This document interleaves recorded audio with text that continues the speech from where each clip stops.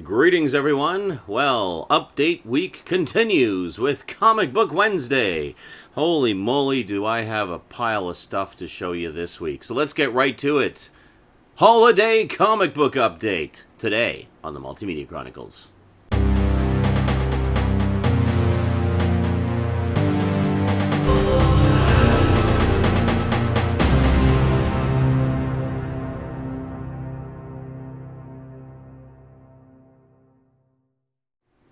Welcome back. All right, so let's start off with a few things that I actually picked up for Rosie for the Christmas season here. So first up, she'd had her eye on this one for a while. I heard it's really good. She told me later she'd actually read most of it, but, well, now she owns it. The Unbeatable Squirrel Girl, Volume 1. So there you go. Very cool. Rosie's just over there working on some Mega Blocks. So, all right, and then next up, she's been seeing me pick them up for ages. She's flipped through a few of my issues and really liked what she saw.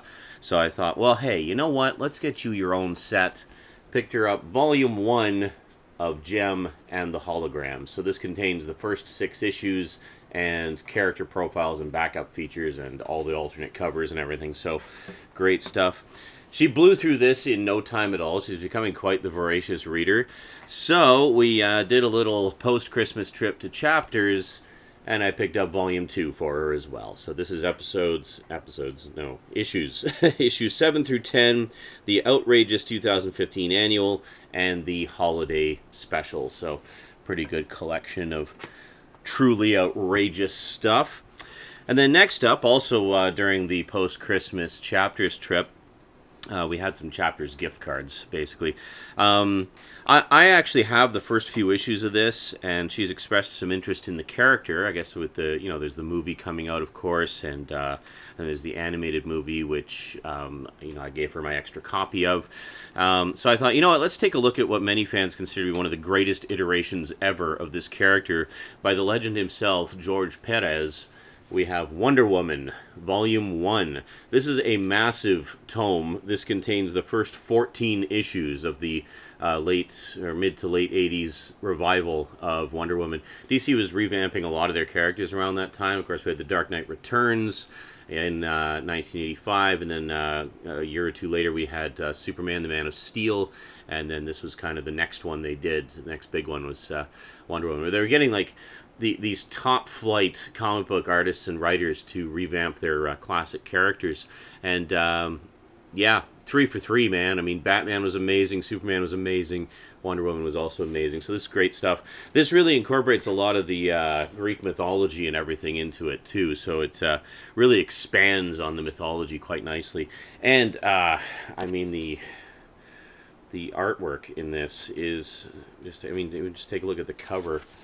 Wraparound cover for issue number 1. I mean, it's just fantastic. Just beautiful, beautiful artwork. I love George Perez's style. And then next up, we were at the comic store. This is all over the map. This is throughout December and January. So we were at the comic store, and as you know, they have that wonderful $10 each or 3 for $25 rack that I've been taking advantage of. I found a couple things for me, which we'll get to in a minute, and then Rosie took a browse as well and immediately gravitated to this one. We have the Death of Dracula. Yeah. So what this is this is the story of Janos, who was the son of Dracula from the Tomb of Dracula series in the 70s. And so it contains basically a big one-shot about his death and, sort of final days. And then it actually contains beautiful full-color reprints of the Tomb of Dracula issues that detail his whole backstory. So it's a very, very cool collection of stuff, and you get some great classic Tomb of Dracula stories in there as well. Tomb of Dracula is a series I've been wanting to check out for a while. So this contains Death of Dracula number 1 and Tomb of Dracula numbers 54, 55, and 59 through 63. And it contains some stuff from issue 70 as well, which was the final issue.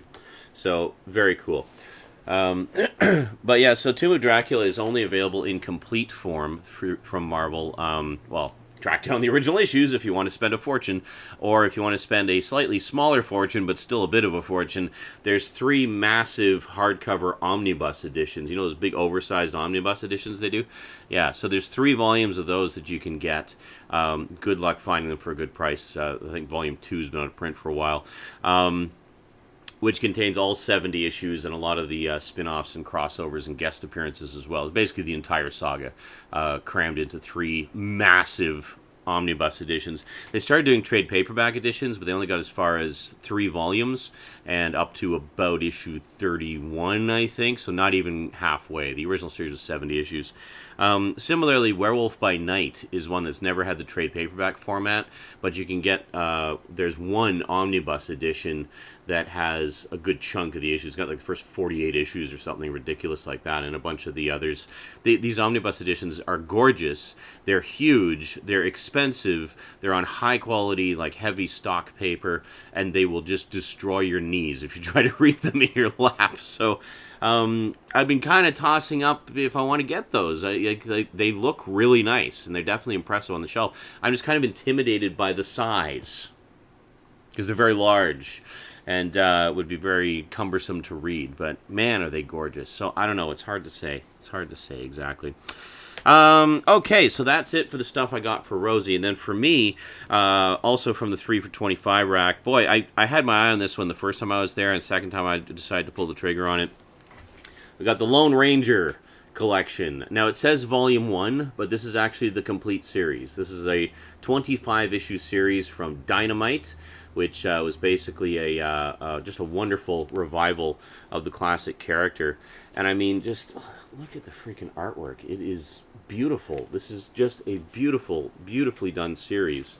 And yeah, I can't wait to dive into it. So this is the entire run of 25 issues that they did. So even though it says Volume 1, don't go looking for Volume 2. They never did anymore. I don't know why they didn't just say the complete collection. But yeah, really, really nice. I haven't sat down and read it. I just kind of flipped through it. And boy, from what I can see, it looks absolutely fantastic. Like just a spectacular revival of the classic character while still being, faithful to its origins, obviously. So great stuff. And then, let's see, I picked up one single issue for me. Picked up issue number 1 of The Misfits. So this is the first actual, I don't know if this is, it doesn't say miniseries, so I'm guessing this is intended to be an ongoing series. We'll see how well it does, I guess. But basically, if you've been following the current events in the Gem series, you'll know that the Misfits have had a bit of bother lately, what with their studio dumping them in favor of Gem and the Stingers. So the Misfits are kind of left out in the cold. So this is basically tied directly into that, and it's the Misfits trying to get back on their feet after being dumped by their music studio, and figure out what they can do.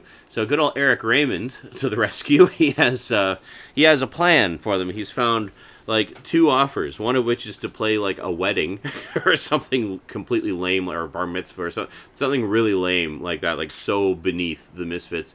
The other is to do a reality TV series. None of them want to do either of them, but they're like, okay, obviously the reality TV series is going to be the more potentially profitable, so I guess we'll do that.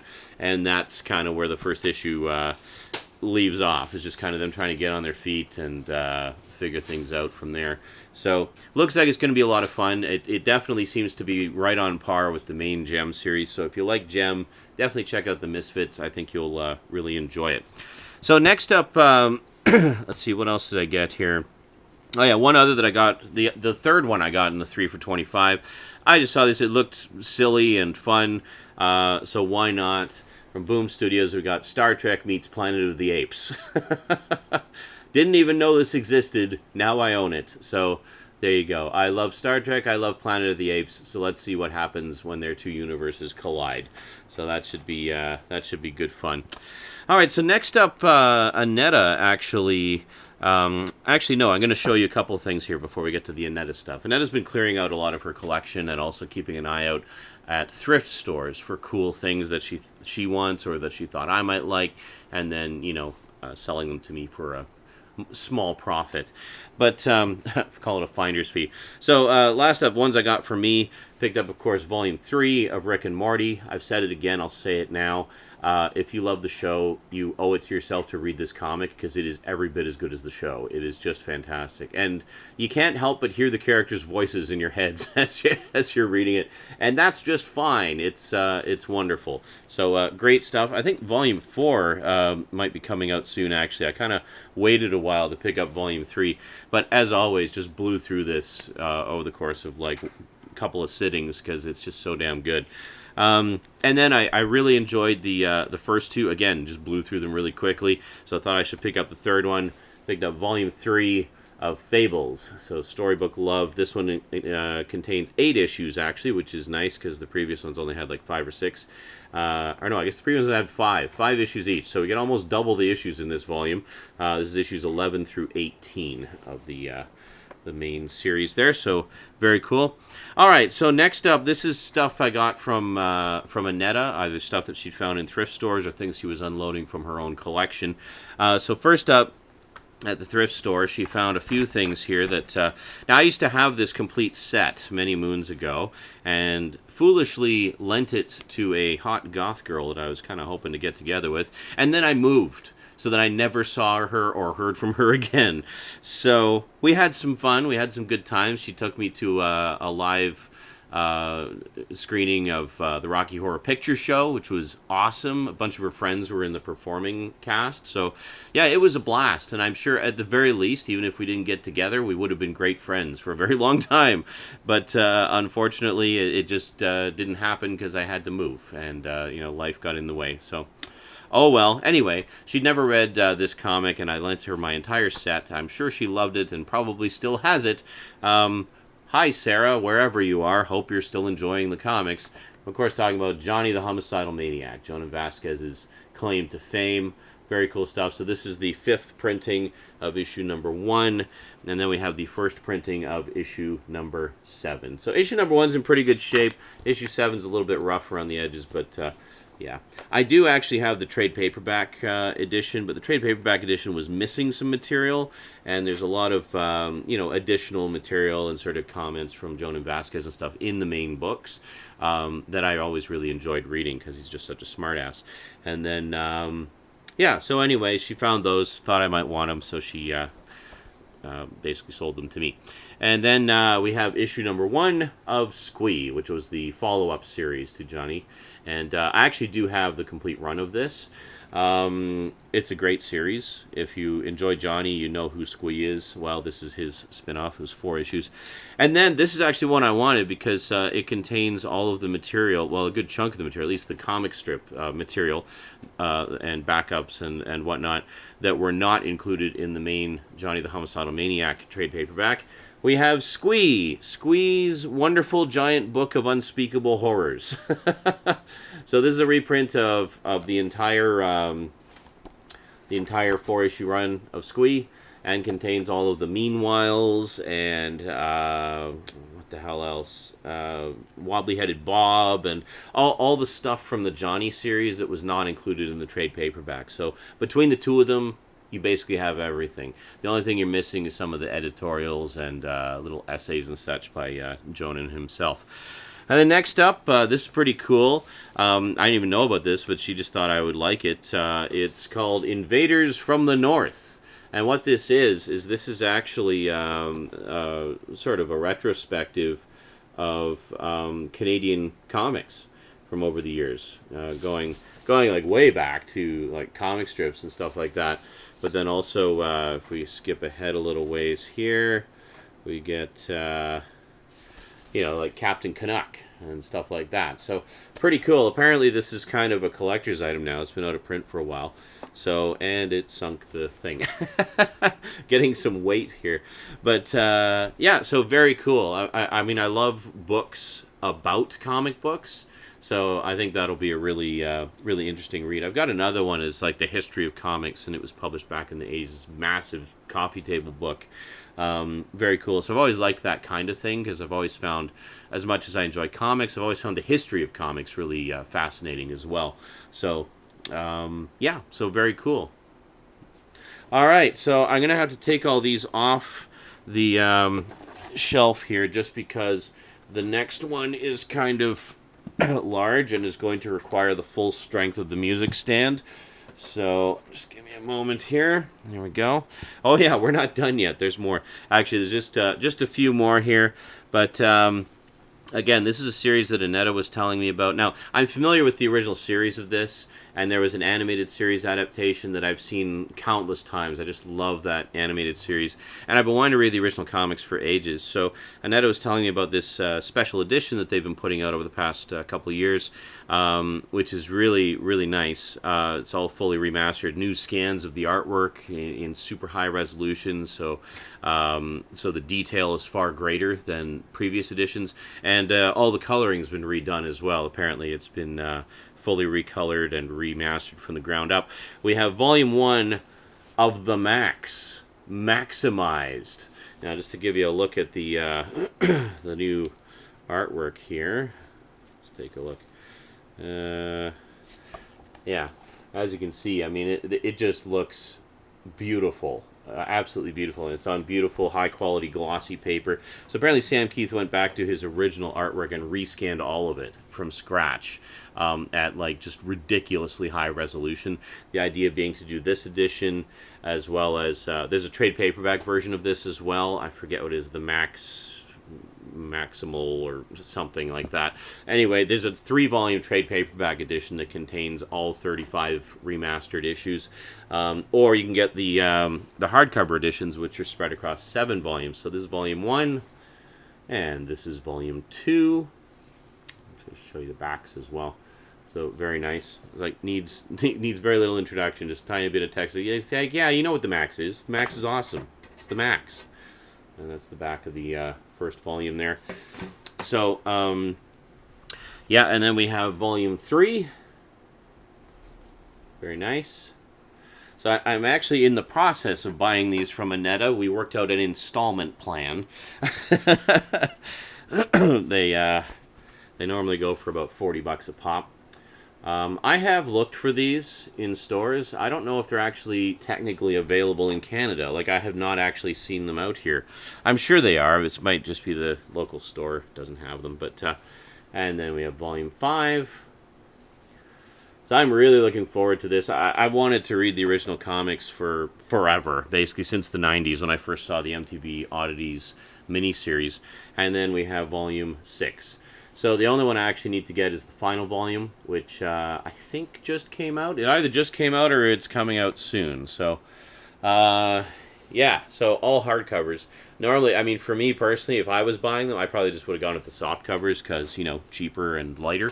But Annetta's very much a stickler about that sort of thing. If there's a hardcover edition available, she will get the hardcover edition. It's kind of like me with, if there's a slipcover, I'll get the slipcover for the Blu-ray, you know. So same kind of, you know, very specific collector mentality there.